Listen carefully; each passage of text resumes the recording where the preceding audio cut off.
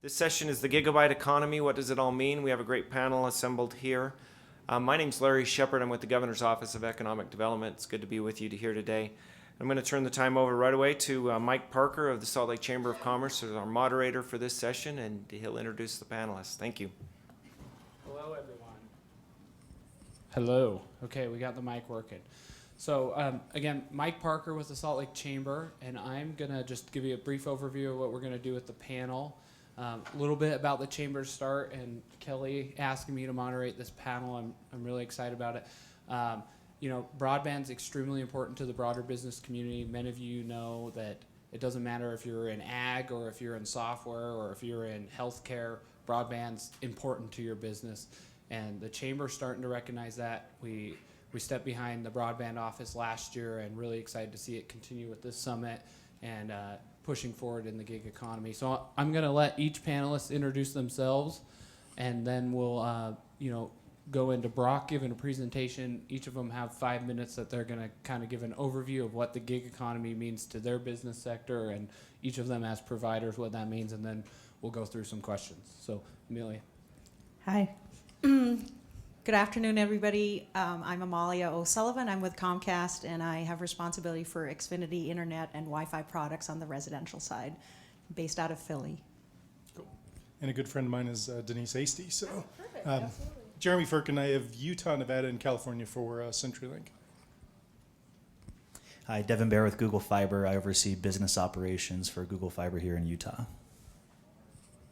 Brock Johansen, CEO of Emery Telcom. We serve in Emery and Carbon and Grand and San Juan counties. So Brock, we'll start with you. Now, the panel's the Gigabit Economy, and we actually were on a panel together earlier this year, and it's really the Gig Plus economy.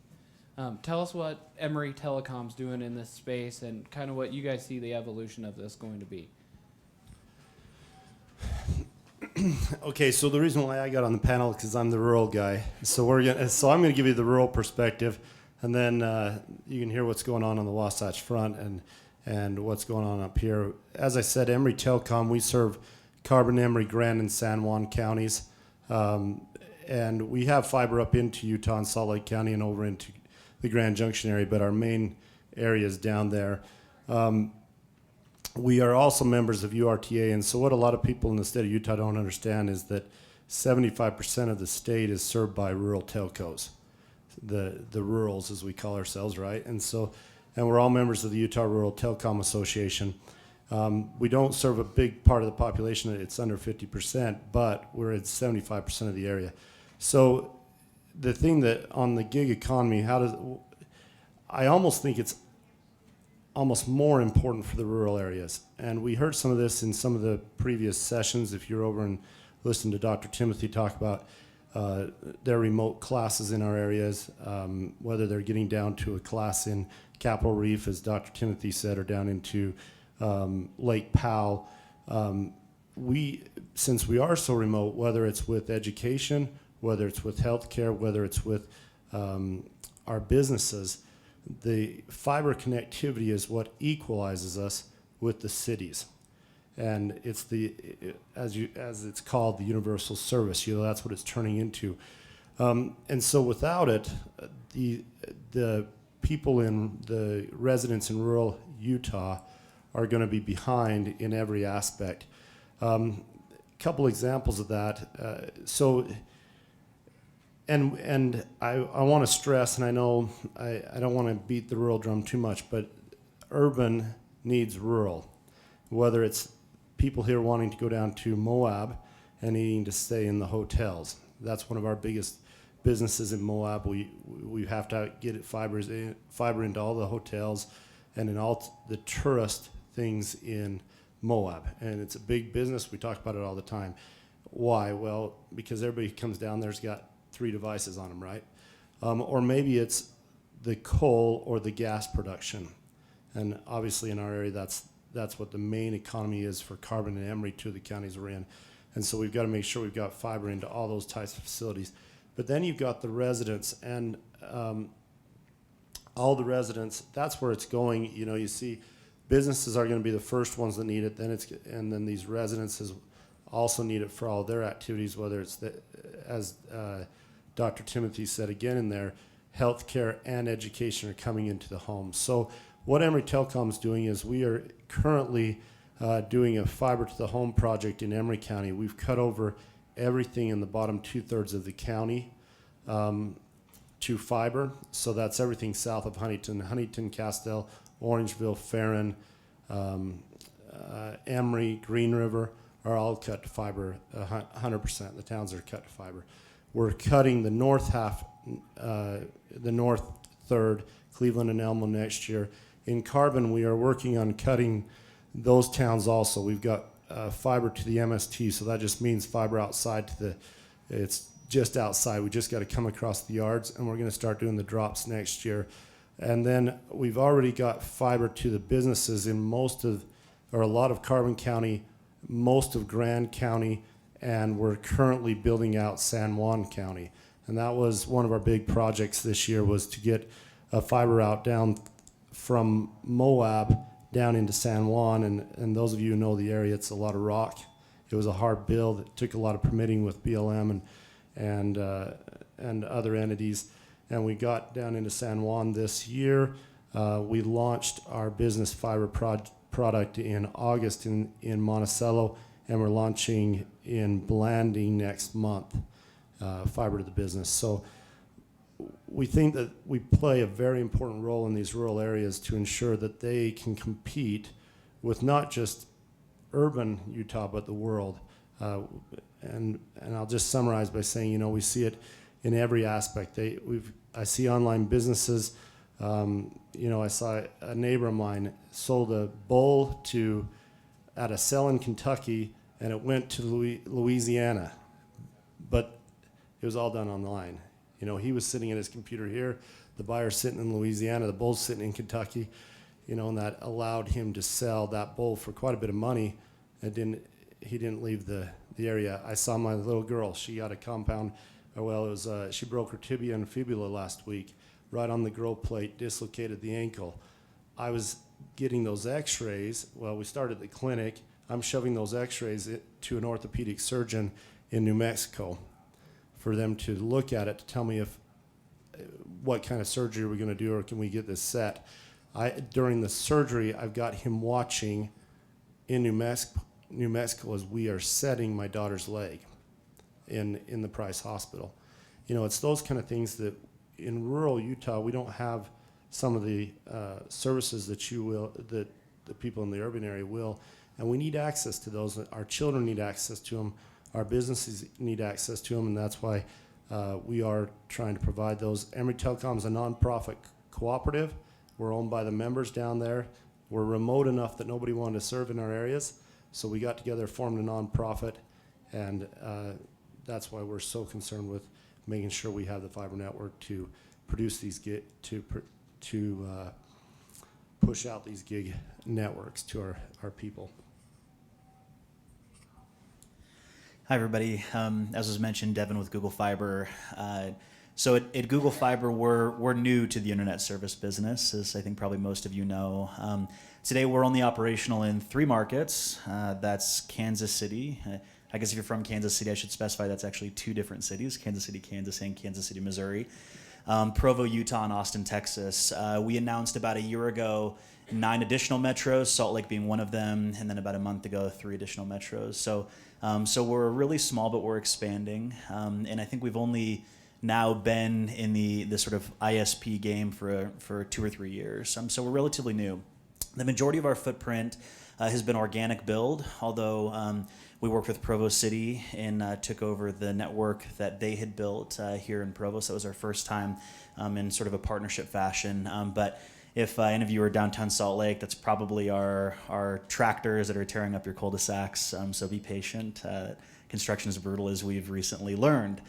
I think, so I'll echo the comments that were made. For us, Gigabit or Gig Plus is not just a question of consumer convenience to us, although that's really important. I think it's just critical for competition. And now in the economy we have today, it's a global economy, right? If you're not happy with the attorney on Main Street or the doctor downtown, additional resources are just a click away. And we think that money, capital, and certainly talent will flow to where there is innovation infrastructure. And so it's critical for communities to be able to compete that they have the infrastructure there to do so. So that's our commitment. When we got into the gigabit world about 3 years ago, I think that there was the jury was still largely out on whether people wanted or needed that type of bandwidth. I think we've solved that collectively. We've solved that to show that people want faster speeds. What still remains to be seen is what will be done with that. I sort of think of this as similar to in the early 1900s when electricity was making a push, or even more recently when it was dial-up to broadband. People didn't know as those pushes were being made exactly what the applications would be. Certainly, there's no way Thomas Edison would have known with the proliferation of electricity what the outcome would be there, which everything changed, right? So similarly, we see the need to build the infrastructure and sort of if you build it, they will come sort of philosophy. So that's, I think, like the other panelists here, our bet is if you provide the resources and build it, that people will show what's available. It wasn't until after broadband was ubiquitous that Netflix and YouTube and applications like that were able to take advantage. So with that, I think that there are some evidence, as we've already seen, that gigabit networks help improve the economy. And that's not just the jobs you get from the construction engineering of putting the infrastructure in the ground. I think we've, Fiber to the Home Council recently did a study, and they found that per capita GDP increases, home values increase where there are gigabit networks. Those things are really exciting, and it's all a function of job growth. I also am really excited about just the general innovation component, that where there is gigabit plus networks, that's where people will write the future of the internet. If you live somewhere where you can't have access to that, it's unlikely that the developer will move to your community to write the future of the internet there. And look no further than Chattanooga or Kansas City, and you see that this is actually played out, that if you put the infrastructure there, people will come, migrate to your community, and they'll develop for the future. So that's really exciting to us. So at Google Fiber, we're passionate about and committed to gigabit plus networks. And I think we're even more excited about what the future will hold that we don't know yet.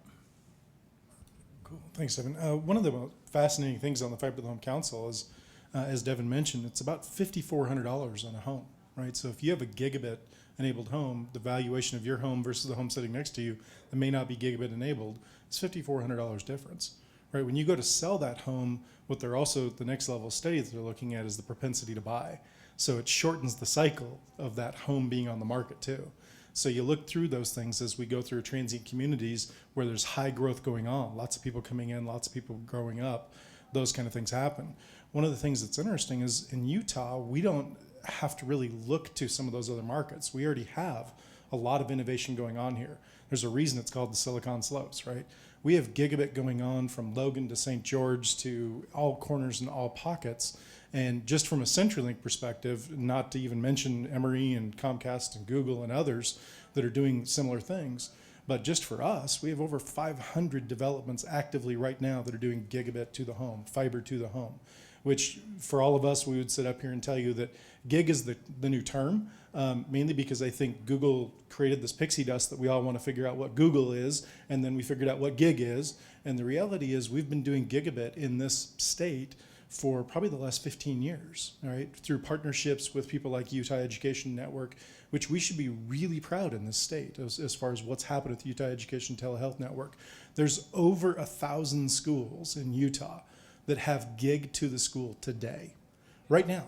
And so our students in this state are taking that advantage and leveraging it against every other student across the country, making our students, our population, technically more marketable and more savvy when they're going out in the marketplace. And so what we're finding is our students are actually going out and being more marketable, getting those jobs faster. They're being more accustomed and used to using technology.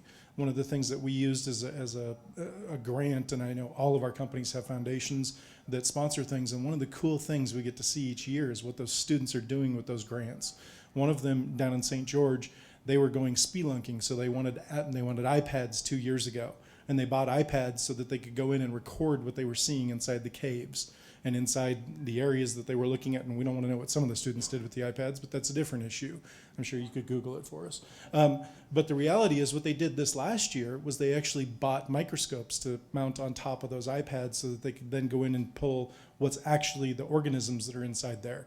One other school actually took DNA samples and they're doing genome mapping with those. And oh, by the way, these are 8th graders.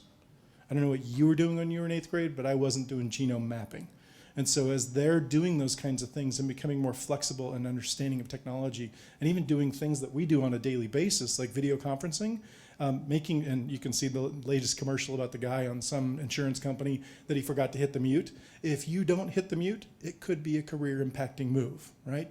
And so all those kinds of things, the more flexible our students are with technology, the more we're driving that gigabit applications to the schools. But for us at CenturyLink, the gigabit economy is a threefold thing. It's not just doing it for residential. It's not just doing it for schools. And it's not just doing it for businesses. You have to be investing in that whole economy. It's from home to school to work. And if we're not investing in that trifold, it's not where everybody interacts with bandwidth. And that's the key for us. When we invest from Logan and doing developments up there down to St. George or Park City, we just launched Gigabit to the business up in Park City, 600 and some businesses up there, 1,500 down in Washington County. You have a huge amount of businesses in Utah that have fiber to them today. And what we would tell you as providers is gig is not the end, right? It's a step. And is there anything that can happen with a gigabit network that can't happen with a dial-up? Absolutely. And we've all lived those examples. And so that's really the fun part of the gig economy is where can we go with it?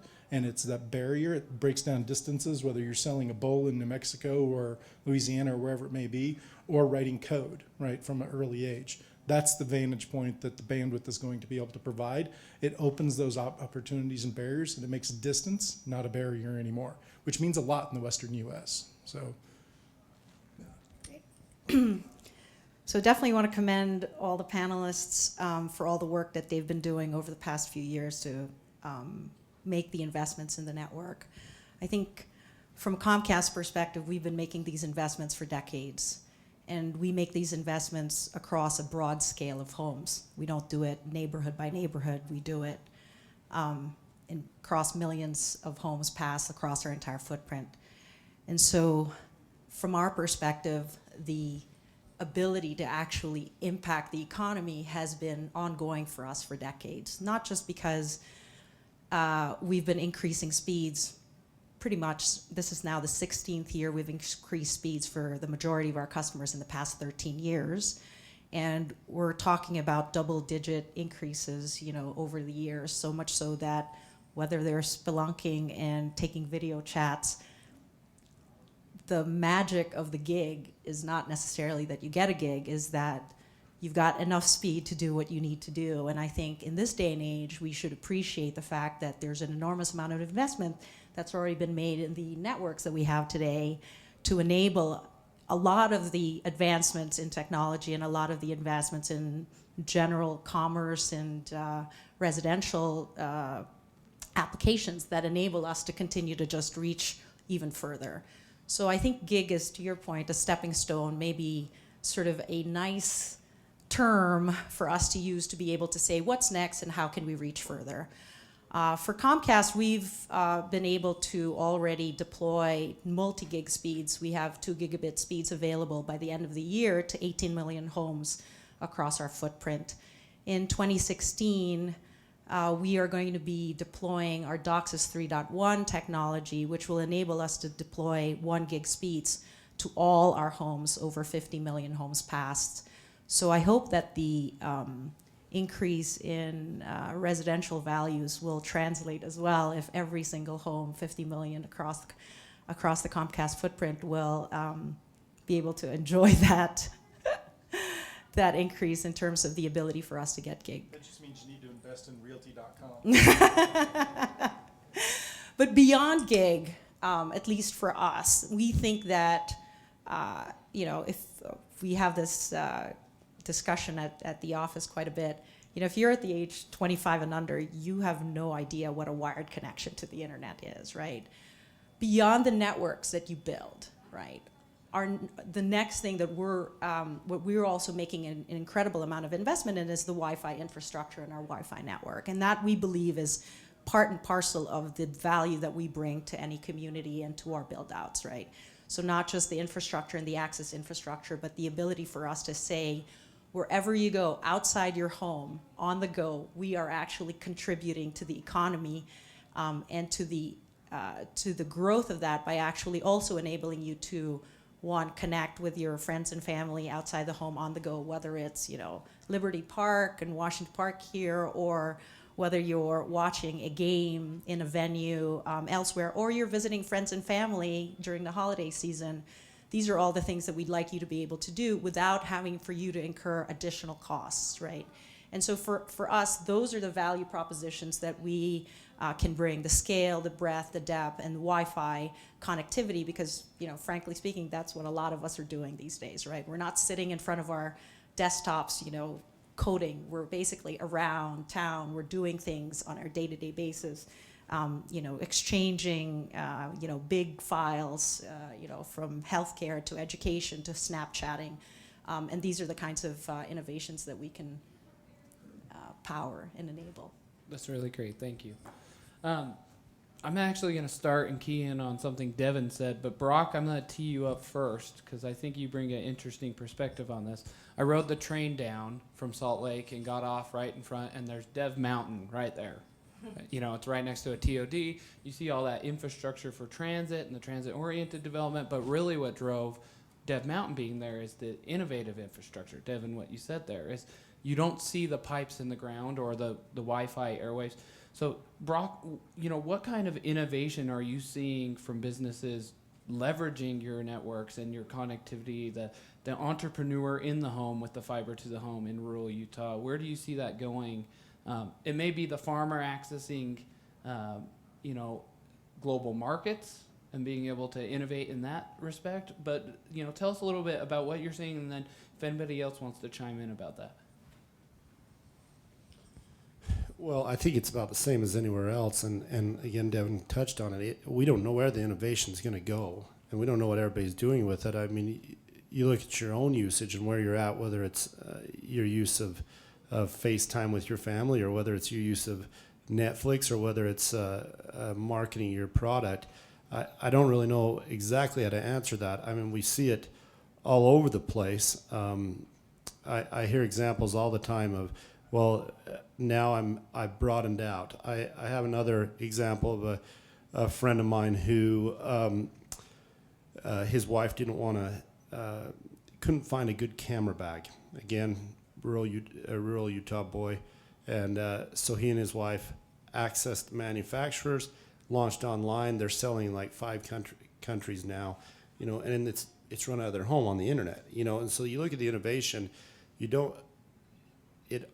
and I think to Jeremy's point, it takes away the physical barrier, that mileage component. You can hook your business with a supplier across the globe and see what they're doing and how they're supplying it and communicate with them, and then you're reaching with your buyer on the other side. And then if you went into agriculture, I mean, the sky's the limit on agriculture. We see so much smart farm technology going on. Instead of out moving your wheel lines, you're hooking it up, your pivots up to the internet and monitoring all from the home. They've got all the farms, they're burying probes inside the ground. Those probes are talking back to the computer, telling exactly how dry, what do I need in the ground at this point. We're seeing all that going into effect in rural Utah. We're seeing it in the mining industry. I mean, the mines are just getting more and more technologically advanced. And so I don't know what the next innovation thing is. If I did, I'd do it and be rich, right? But that's the idea about the internet, is it just breaks down that physical barrier, allows people to do things that they've never thought possible, and allows them to draw on the talent from all over the globe. And I'll just put, you brought in the tracks and the infrastructure. I think the key to all of this is, we've got to look at this as a state, and we are, I think Jeremy mentioned the Silicon Slopes. We as the state of Utah are seen as a very high-tech state, And the question really becomes, how are we going to fuel infrastructure investment in the state of Utah? What are the policies? I mean, that's what the purpose of this convention is, right? We're at a governor's broadband summit. We're here to talk about what the policies are to spur that gigabit infrastructure. And I think those are the questions we need to really be having. And I'm not saying for this panel, I know we're talking more about the infrastructure, but as a state, how are we going to ensure that we have the incentives available and how are we going to make it so that just like a TRAX project or just like any of these other projects, and I think the UEN network's a good example, private-public partnerships, how are those in place so that we're encouraging the deployment of this infrastructure?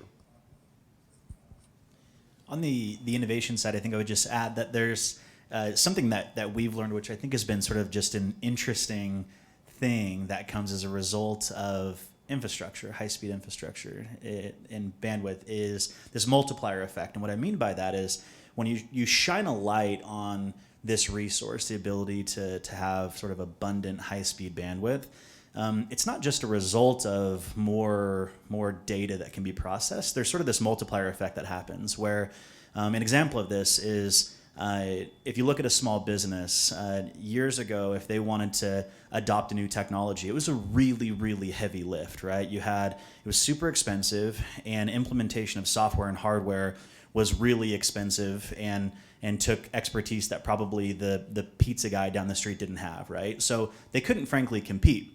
Now with machine virtualization, cloud computing, plus high-speed bandwidth, and plus a new model of a sort of per user payment system, now a small business can work in the cloud, adopt that same technology, and be just as efficient as a big business, which I think is really exciting. So it's high-speed bandwidth is one component that I think adds a multiplier to this. Also, you see in some of these communities, and recently this multiplier effect happened in the community, and I think Provo would say this is true, and other communities where panelists have footprints as well, or Comcast, which is everywhere, where they've seen it, is when you bring high-speed bandwidth and you shine a light on that, and then entrepreneurs start to move in, resources are infused into the community, things like hackathons happen, which brings more sort of press to this idea. Collisions between people and connections happen. Your talent pool grows. And all this isn't just a result of the fact that you can get more megabits or more gigabits processed. It's just this sort of multiplier effect that happens, which is really, I think, pretty exciting. Just a few weeks ago, there was a gigabit hackathon here in Provo, and the winners, as they're developing gigabit apps, were college students that created a lawnmower, a smart lawnmower, and it's attached to a smartphone, and you can basically mow your lawn from the cloud. Will that take off? I have no idea. But it wasn't actually it didn't require gigabit bandwidth to develop that. And I think that's an interesting point. Could they have done that on 10 megabits per second, sort of national speeds today? Probably they could have. But it's just a result of this multiplier effect that happens in a community when you shine the light on high-speed bandwidth, widely available, ubiquitous high-speed bandwidth. And so I think just as exciting as the specific companies and applications and innovations that will happen, to me, is the fact that communities can rally around bandwidth and just sort of lift the entire community with bandwidth being one element or component of that. Yeah, I think it's back to Brock and I share a heritage of being rancher kids and farmer kids, and so I think what's interesting too is the more, exact to your point, Devin, is the more we talk about it. I think one of the big shifts that's happening is the more you communicate about broadband, the more you communicate about the opportunities that are happening, the more development happens. So as an example, one of the two stories that Dr. Timothy shares liberally about what's happening, kind of the success model of Utah Education Network, is a student was up in Logan. He had single dad, had 3 kids, working in a literally minimum wage job. And the reality is he was able to use the Utah Education Telehealth Network to go out and learn how to code.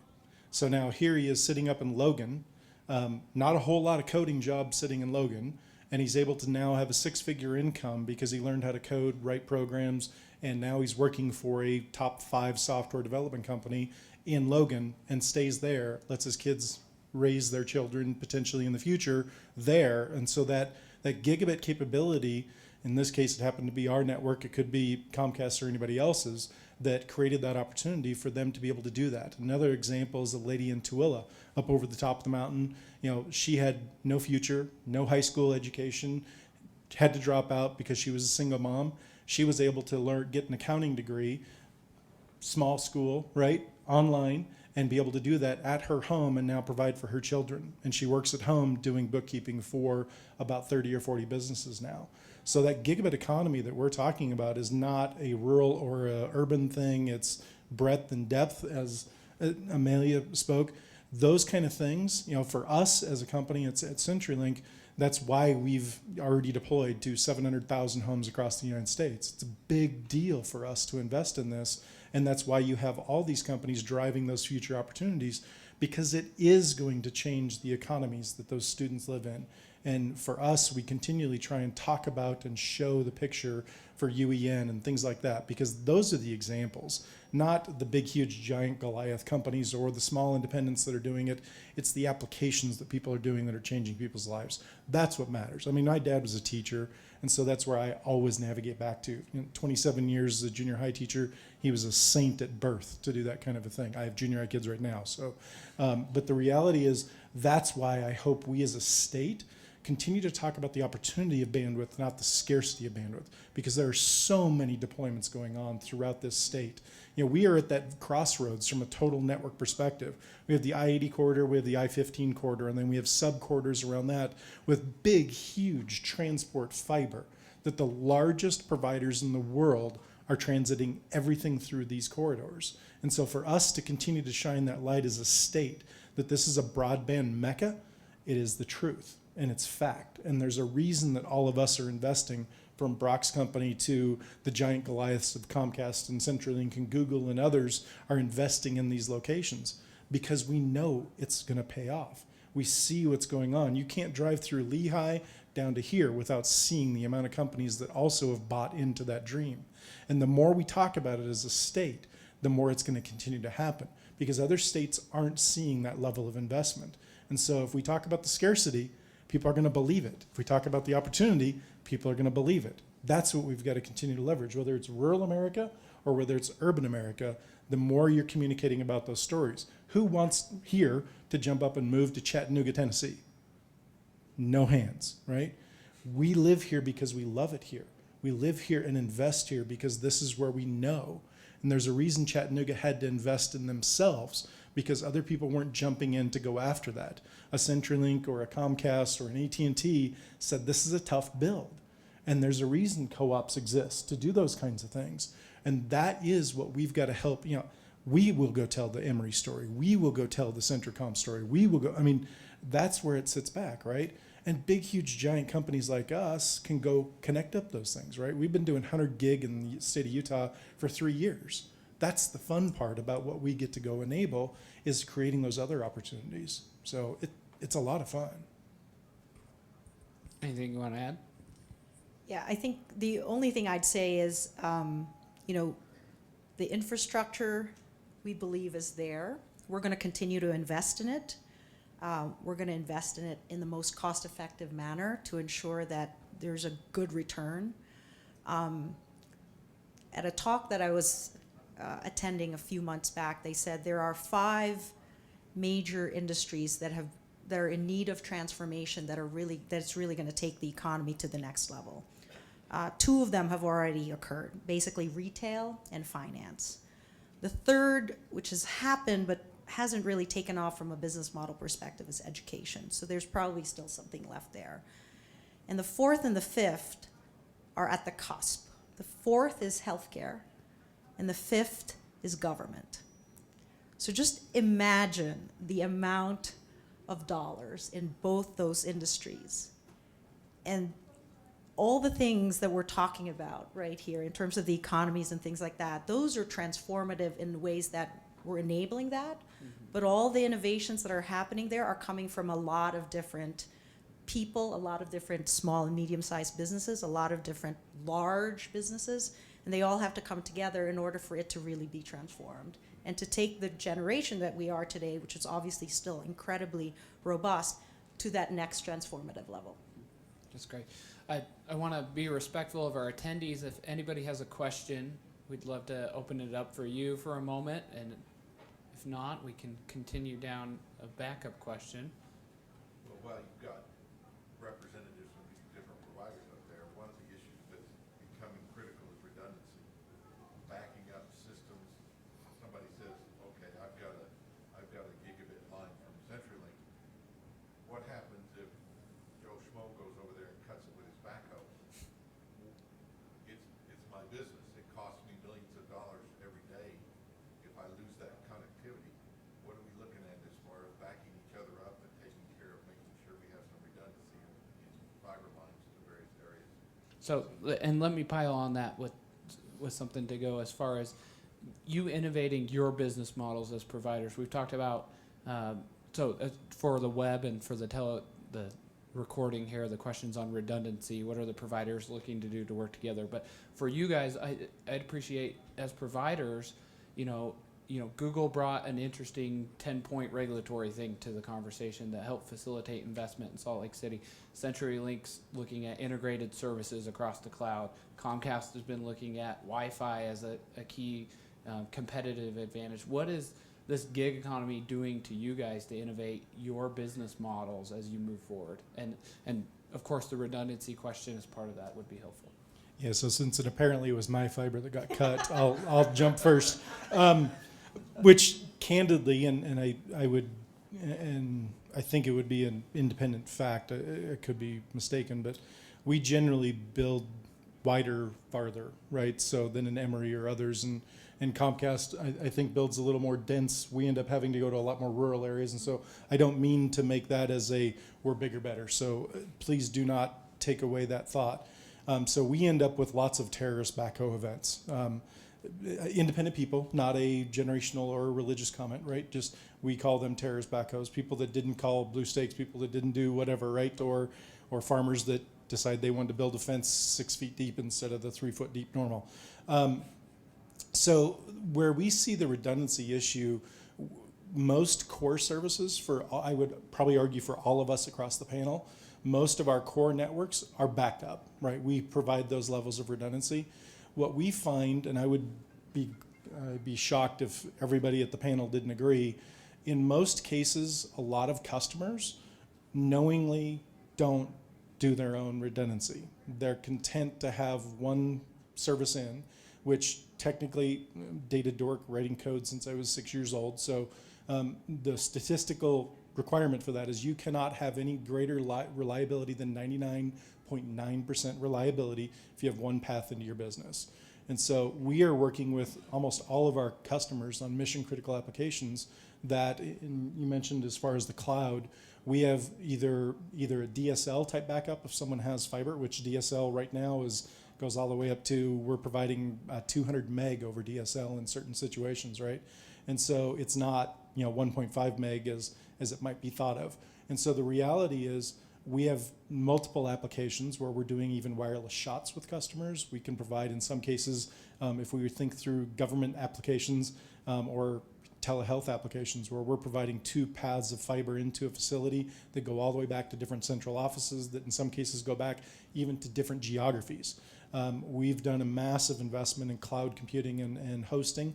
We have internationally 54 data centers around the globe that our stuff backs up to for customers. So all of us probably would tell you that the one thing that most customers struggle with is what that cost component is for that second path, right? Because it's not cheap for any of us. It's expensive to build to the first location and then to build a completely diverse, geographically diverse, topology diverse, network diverse, everything else for that single piece of bandwidth for a backup. It's not cheap. And so there are lots of opportunities that we work with lots of companies on.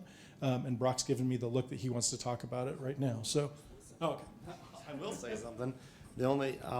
So we do the same. I think in answer to your question, do we use each other? I have a route that I needed some redundant path.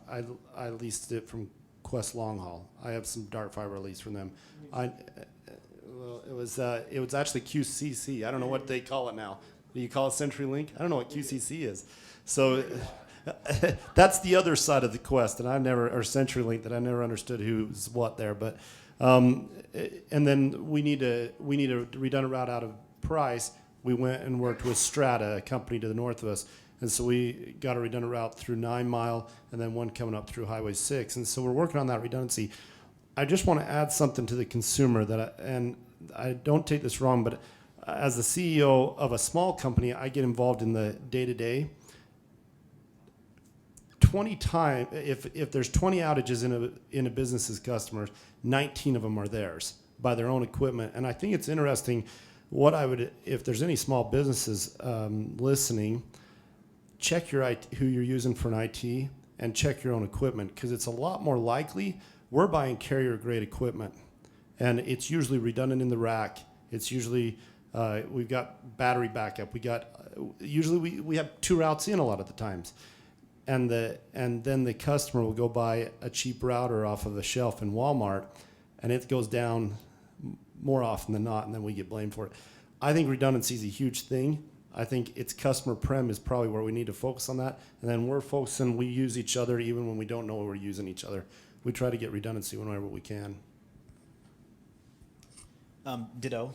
On the business innovation front, Mike, to your question, I think that one of the things that we think a lot about, which isn't the sort of sexy stuff to talk about, which either we're not focused on or I'm not going to announce anything about today, but on the less sexy side, construction, I think there's a lot there.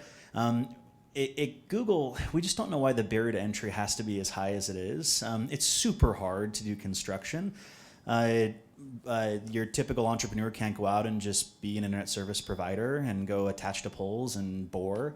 And so I think we think a lot right now about how we can make this process better, not just for us, but for everybody. And so certainly there's a lot, I think, working with municipalities to make it easier for new entrants to come into the market through customized permitting processes. That's in sort of our checklist. And just frankly thinking about it. A lot of the policies, I think, haven't been looked at for decades in a lot of these cities. In addition, I think there's a lot we can do as providers too.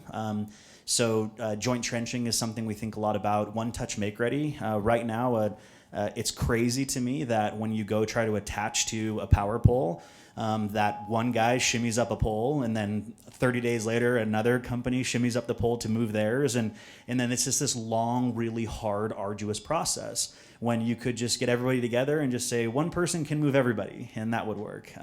I think the concept of dig once is really valuable. When we come through with our bore rig and we dig up your petunias, and then 6 months later, another one does the exact same thing. You start to wonder, like, why isn't this process better organized? I think technology, we're really good at that at Google. We're not good at bore rigs and petunias. But I think that also gives us the opportunity to kind of take a fresh look at it and be like, why is this way? I think those are really hard problems. I think they're really expensive problems.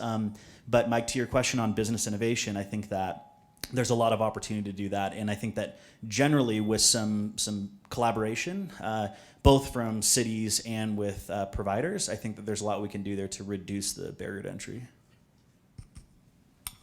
So on innovations, we've been working a lot on managed Wi-Fi type services. So for example, for some of our, we're doing a small pilot.